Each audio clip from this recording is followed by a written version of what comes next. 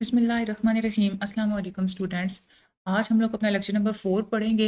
Lecture number 4 भी आपका mostly वही है जो आप लोग साइकोलॉजी के फर्स्ट सेमेस्टर से लेके अब तक कुछ टॉपिक्स पढ़ते आ रहे हैं। ठीक है, जैसे पिछला हमारा स्कूल ऑफ थॉट्स वाला बहुत ही ईजी और इंटरेस्टिंग सा चैप्टर था। ये वाला भी हमारा बहुत ही ईजी और इंटरेस्टिंग सा चैप्टर है। ठीक है, सबसे पहले हम लोग बात करेंगे कि फेमिनिस्ट रिसर्च क्या होती है। वो वाली रिसर्च जिसमें औरतों की ज़िंदगी के सोशल एस्पेक्ट्स को, साइकोलॉजिकल एस्पेक्ट्स को, इकोनॉमिक एस्पेक्ट्स को, बायोलॉजिकल कल्चर्स और सोसाइटल एस्पेक्ट्स को देखा जाता है, एक्सप्लोर किया जाता है, उसको हम लोग फेमिनिस्ट रिसर्च कहते हैं। ठीक है, इस रिसर्च में क्या होता है कि सोसाइटी में जो मौजूद औरतें होती हैं उनके स्टेटस और कंडीशन पे फोकस किया जाता है। बेसिक इसका यही होता है, प्रेमिस यही होता है। इसीलिए ये इसलिए ये रिसर्च की जाती है कि औरतें जो हैं वो सब ऑर्डिनेट क्यों समझी जाती हैं, मातहत क्यों हैं। और इस रिसर्च का जो ऑब्जेक्टिव है वो यही होता है कि जो फीमेल्स होती हैं उनके प्रॉब्लम्स को आइडेंटिफाई किया जाए ताकि उनको कोई ना कोई सोल्यूशंस वगैरह निकाला जाए। और गोल इसका यही होता है कि सोसाइटी के अंदर औरतों की कंडीशन और उनके स्टेटस को इम्प्रूव किया जाए। ठीक है, तो फेमिनिस्ट रिसर्च का क्या होती है, इसकी डेफिनेशन, इसका प्रेमिस क्या है, इसका ऑब्जेक्टिव क्या है, इसका गोल क्या है, इसका फोकस क्या है, ये चारों चीज़ें हम लोगों ने यहाँ पे कवर अप कर ली हैं, तो ये आप लोगों को पता होनी चाहिए। अच्छा, फेमिनिस्ट रिसर्च जो थी इसके कुछ थ्रेट्स भी हैं। थ्रेट्स का क्या मतलब है कि यूं समझ लें कि कुछ हर्डल्स भी हैं जिसकी वजह से ये रिसर्चेस सही से नहीं हो पाती या यूं समझ लें कि वो कामयाब नहीं हो पाती। तो मार्gaरेट आइशलर थे, ये नाम आप लोगों ने याद रखना है। इन्होंने 5 किस्म के थ्रेट्स बताए हैं। एक इन्होंने कहा है कि एंड्रोसेंट्रिसिटी पाई जाती है, दूसरी है ओवर जनरलाइजिंग पाई जाती है रिसर्चेज में, तीसरी है जेंडर ब्लाइंडनेस, चौथी है डबल स्टैंडर्ड्स और पांचवी है इंटरफेरेंस। सबसे पहले हम लोग देखते हैं ऑडोसेंट्रिसिटी क्या होती है। ये पांचों आप लोगों को नाम से एक तो अच्छे से याद होने चाहिए। ठीक है, और आपसे लॉन्ग में भी ये आ सकते हैं और वैसे भी अलग अलग भी ये बहुत ज़्यादा इंपॉर्टेंट है।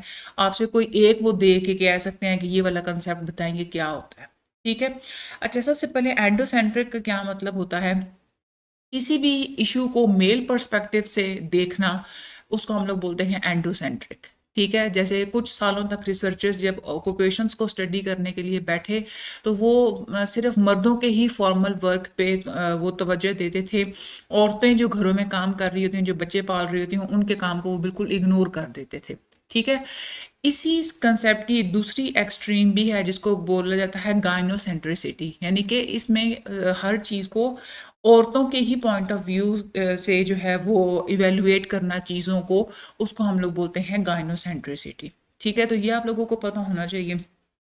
अच्छा, दूसरा जो थ्रेट है हमारी रिसर्चेस में, दैट इज ओवर जनरलाइजिंग।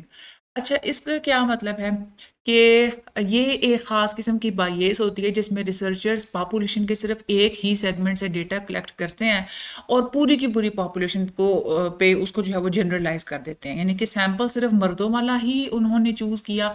लेकिन जब रिसर्च को जनरलाइज करने की बात हुई तो उन्होंने औरतों पे भी उसको जो है वो अप्लाई कर दिया। कंक्लूजन्स जो हैं वो दोनों ही सेक्सेस के ऊपर जो है वो अप्लाई कर दी जाती हैं। कुछ ऐसे केसेस होते हैं जहाँ पे ऐसा करना फिजिबल भी होता है, राइट भी होता है, लेकिन कुछ ऐसे केसेस होते हैं जिसकी वजह से इसकी ओवर जनरलाइजिंग की वजह से बायसनेस पैदा हो जाती है। साइकोलॉजिस्ट और सोशियोलॉजिस्ट पास्ट में जब स्टडी किए जाते करते थे, मोस्टली तो वो सिर्फ मेल सैंपल्स को लेते थे और फिर पूरी की पूरी मैनकाइंड पे वो अपनी फाइंडिंग्स को जनरलाइज कर देते थे और वो ये क्लेम करते थे कि हमारी जो कंक्लूजन्स हैं वो पूरी की पूरी ह्यूमैनिटी से रिलेटेड हैं। इसी तरह से कुछ रिसर्चर्स ऐसे होते थे जो कि सिर्फ फीमेल सब्जेक्ट्स को लेते थे और बाद में अपनी कंक्लूजन्स को वो मर्दों के ऊपर भी अप्लाई कर देते थे। जैसे फॉर एग्जांपल कुछ फिनोमेना ऐसे होते हैं जो सिर्फ औरतों से ही रेलेवेंट होते हैं लेकिन उनके भी फाइंडिंग्स को वो मर्दों के ऊपर अप्लाई कर देते थे। जैसे मदरिंग का कंसेप्ट है, मदरिंग का कंसेप्ट डिफरेंट है। मदरिंग के रिजल्ट्स को वो पेरेंटिंग की प्रैक्टिसेस के ऊपर अप्लाई करके तो जो दोनों जो पेरेंट्स होते हैं उनके ऊपर वो अप्लाई कर देते थे।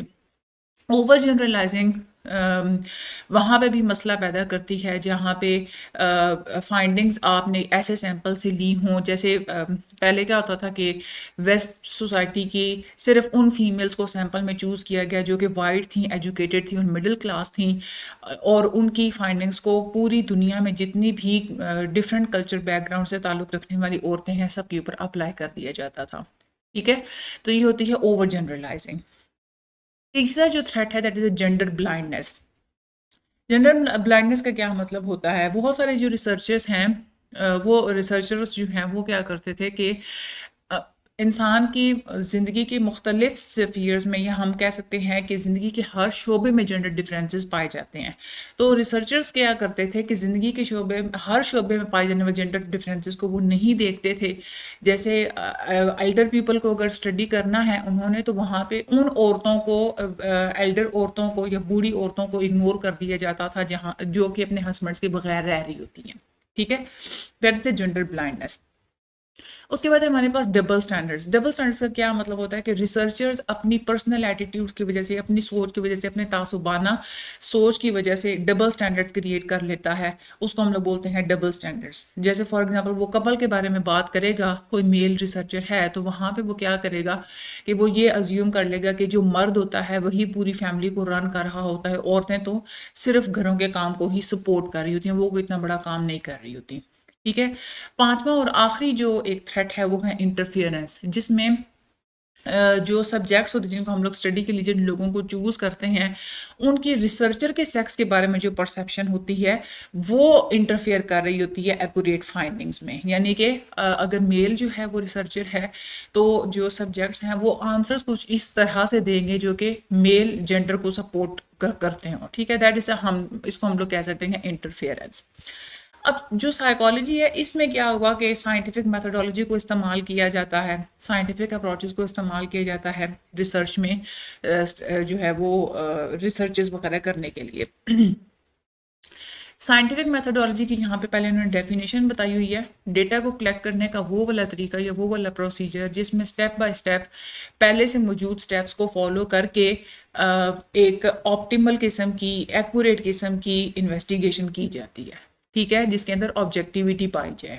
ठीक है, साइंटिफिक मेथड के स्टेप्स होते हैं, ये भी आप लोगों ने पहले पढ़े हुए होंगे कौन से स्टेप्स होते हैं। सबसे पहले आप लोग एक रिसर्च को आइडेंटिफाई करते हैं, रिसर्च प्रॉब्लम को, कि कौन सी प्रॉब्लम पाई जाती है। फिर आप उससे रिलेटेड जितने भी पहले लिटरेचर होता है उसको आप लोग रिव्यू करते हैं। उसके बाद आप लोग हाइपोथेसिस बनाते हैं। फिर आप लोगों ने जो रिसर्च कंडक्ट करनी थी उसको आप लोग डिज़ाइन करते हैं। फिर आप लोग रिसर्च करते हैं, डेटा कलेक्ट करते हैं, फिर उस डेटा को आप लोग एनालाइज करते हैं। आखिर में आप लोग कंक्लूजन्स को ड्रॉ करते हैं। ठीक है, अब जेंडर जो रिसर्च है इसमें प्रॉब्लम को कैसे आइडेंटिफाई किया जाता है। अब कोई भी बंदा अपने इंटरेस्ट के मुताबिक भी चूज कर सकता है कोई ना कोई प्रॉब्लम, या उसने कोई ऑब्जर्व किया कि हमारी सोसाइटी में जेंडर रिलेटेड ये प्रॉब्लम पाया जाता है, तो उसकी बेस पे भी वो रिसर्च प्रॉब्लम चूज कर सकता है। या कोई पॉपुलर इशू है जो कि हमारी सोसाइटी में पाया जाता है, जिस पे लोग बात करते हैं, उसको एड्रेस करने के लिए भी वो रिसर्च कर सकते हैं। कोई नई इमर्ज होने वाली नीड्स हैं, कोई नया प्रोजेक्ट है, या कोई इवेंट्स वगैरह आ रहे हैं, या कोई आप लोगों ने रिलेटेड कोई लिटरेचर आप लोगों ने पढ़ा, उसको आपने रिव्यू किया, आपने देखा कि इसमें ये गैप्स हैं, तो उसके मुताबिक भी आप लोग अपना रिसर्च प्रॉब्लम जो है वो चूज कर सकते हैं। अब फेमिनिस्ट या जो जेंडर रिसर्च मेथड्स होते हैं ये दो तरह के होते हैं। एक होते हैं क्वांटिटेटिव मेथड्स और दूसरे होते हैं क्वालिटेटिव मेथड्स। जो क्वांटिटेटिव मेथड्स होते हैं वो तीन तरह के होते हैं। डिस्क्रिप्टिव मेथड्स उसके अंदर आ जाते हैं, एक्सपेरिमेंटल मेथड्स आ जाते हैं, और एक्स पोस्ट फैक्टो स्टडीज आ जाती हैं। तो ये तीनों आप लोगों को याद होने चाहिए कि क्वांटिटेटिव मेथड्स कौन कौन से होते हैं। आज का जो हमारा आगे जो लेक्चर है उसमें हम लोग डिस्क्रिप्टिव मेथड्स को ज़्यादा डिटेल में स्टडी करेंगे। ठीक है, जो डिस्क्रिप्टिव मेथड्स वैसे तो जो साइकोलॉजिस्ट के लिए अवेलेबल होते हैं वो होते हैं 6 किस्म के। ठीक है, उसमें ऑब्जर्वेशन आ जाता है, कोरिलेशनल रिसर्च आ जाती है, सर्वेज आ जाते हैं, अनऑब्ट्रूसिव मेथड्स आ जाते हैं, केस स्टडीज और फोकस ग्रुप्स, मेटा एनालिसिस, ये आ जाते हैं। लेकिन जो इनमें ये सारे के सारे आप लोग जो जेंडर इश्यूज वाली जो साइकोलॉजी है इसमें आप लोग इन सारे मेथड्स को यूज नहीं कर सकते। जेंडर से रिलेटेड जो डिस्क्रिप्टिव मेथड्स यूज होते हैं वो सिर्फ 4 किस्म के यूज होते हैं: सर्वेस, कोरिलेशनल स्टडीज, ऑब्जर्वेशन और कंटेंट एनालिसिस। आज का जो हमारा लेक्चर है उसमें हम लोग डिटेल में इन तीन को स्टडी करेंगे: सर्वेस, कोरिलेशनल स्टडीज और ऑब्जर्वेशन, और कंटेंट एनालिसिस अगले लेक्चर में आएगा। ठीक है, और जो क्वालिटेटिव रिसर्च मेथड्स होते हैं वो होते हैं 4 किस्म के। उसमें केस स्टडीज होते हैं, यानी कि एक बंदे को चूज किया या कोई केस है उसको स्टडी किया जाता है, इंटरव्यूज हो गए, एथनोग्राफी और फोकस ग्रुप्स, इनको हम लोग आगे डिटेल में अगले लेक्चर में पढ़ेंगे। तो सबसे पहले हम लोग अपने डिस्क्रिप्टिव मेथड्स की तरफ आते हैं। सबसे पहला मेथड है हमारे पास सर्वेस। सर्वेस बेस्ट अप्रोच है तब जब आप लोगों को बहुत ही जल्दी ज़्यादा सारे लोगों के बारे में लिमिटेड टाइम में इंफॉर्मेशन चाहिए हो। जैसे फीमेल्स कैसे अपना फ्यूचर करियर चूज़ करती हैं, इसके बारे में आप लोगों ने कोई रिसर्च करनी है तो आप लोग सर्वे कर सकते हैं। सर्वे में क्या होता है कि जो पार्टिसिपेंट्स होते हैं उनसे सवाल पूछे जाते हैं, स्टेटमेंट्स पूछी जाती हैं जिसका उन्होंने जवाब देना होता है। ये सबसे ज़्यादा एप्रोप्रिएट मेथड होता है जब आपका गोल हो लोगों के ओपिनियंस जानना, लोगों के क्या एटीट्यूड्स हैं, लोग किस चीज़ को प्रेफर करते हैं, लोगों का लाइफस्टाइल क्या है, लोगों की वैल्यूज़ क्या है, लोगों की सोच क्या है। इन चीज़ों को स्टडी करने के लिए आप लोग सर्वे का इस्तेमाल करते हैं। कभी कभार ऐसा भी होता है कि कोई आप लोगों को ऐसा फिनोमेना स्टडी करना पड़ता है जिसको आप लोग डायरेक्टली ऑब्जर्व नहीं कर सकते, या तो कोई ना कोई एथिकल इश्यूज होते हैं या कोई प्रोसीजरल प्रॉब्लम्स होती है जिसकी वजह से आप लोग चीज़ को डायरेक्टली ऑब्जर्व नहीं कर सकते, तो वहाँ पे फिर सर्विस ही एक ऑनली रिजॉर्ट होते हैं, यानी कि वाहिद हाल सिर्फ सर्विस ही होते हैं जिसको रिसर्चर्स यूज़ कर सकते हैं। अब इसमें जो सोर्सेज होते हैं सर्वेज में, दिस इज़ वेरी इंपॉर्टेंट, आप लोगों की ये शॉर्ट में बहुत इंपॉर्टेंट है कि सर्वे के सोर्सेज बताएं। तो सोर्सेज कौन कौन से होते हैं? क्वेश्चनियर्स, अब यानी कि सवाल आप पूछते हैं, सवाल आप लोग बंदे से फेस टू फेस भी पूछ सकते हैं, मेल के थ्रू भी उनको भेज सकते हैं, या ईमेल आप लोग उनको कर सकते हैं। इंटरव्यूज़ किए जाते हैं, चाहे वो फेस टू फेस हों, पर्सनल हो, एक ही बंदे को बिठा के इंटरव्यू किया जाए, इलेक्ट्रॉनिक इंटरव्यूज़ भी होते हैं और टेलीफोनिक भी होते हैं। उसके अलावा न्यूज़पेपर और मैगजीन्स के थ्रू भी सर्वे वगैरह किए जाते हैं। सर्वे के लिए किन चीज़ों का होना ज़रूरी है? एक तो सही ट्रेंड, स्किलफुल और एक्सपीरियंस इंटरव्यूअर का होना ज़रूरी है जो कि इंटरव्यू अच्छा कर सके, केयरफुल और अप्रोप्रिएट वर्डिंग को वो यूज़ कर सके। सर्वे के कुछ लिमिटेशंस भी हैं। क्या लिमिटेशंस हैं कि इसमें आप लोग एक तो किसी भी चीज़ को डेप्थ में स्टडी नहीं कर सकते, ये पॉसिबल ही नहीं है। इसमें आप लोग सिर्फ डायरेक्टली आप लोग क्वेश्चंस पूछ सकते हैं, आप लोग चीज़ को मेजर नहीं कर सकते।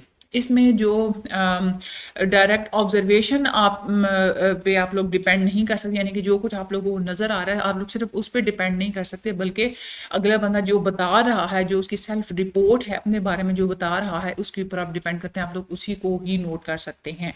सेल्फ रिपोर्ट्स जो होती हैं, जो बंदा बता रहा होता है वो अब जाहिर है वो अगले जवाब देने वाले की मेमोरी पे भी डिपेंड करता है। ठीक है, तो ये हो गई कुछ, सर्वे हो गया।